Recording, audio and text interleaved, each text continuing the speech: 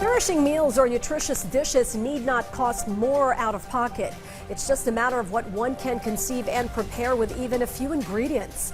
This is the challenge of the DSWD's latest brainchild in line with its Walang Gutom program. As we hear the details from our Elijah Canlas.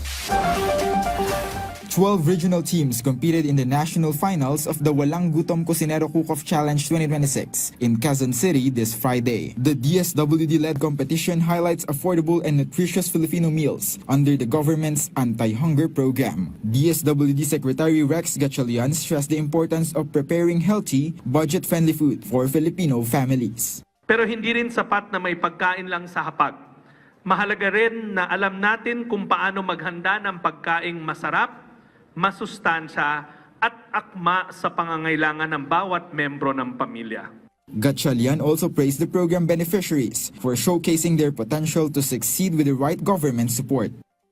Ipinakita nyo na ang bawat benepisyaryo ng Walang Gutom program ay may kakayanang umangat kapag ang tamang suporta ay natatanggap. First Lady Liza Araneta Marcos attended the event to personally witness the regional champions' healthy dishes. Region 9's Junray Flores and Ariel Balucan won the championship with their entry Monggut Marang Sagata with Tosaba corn. Quezon City Mayor Joy Belmonte also joined the gathering to emphasize the value of nutritious home-cooked meals.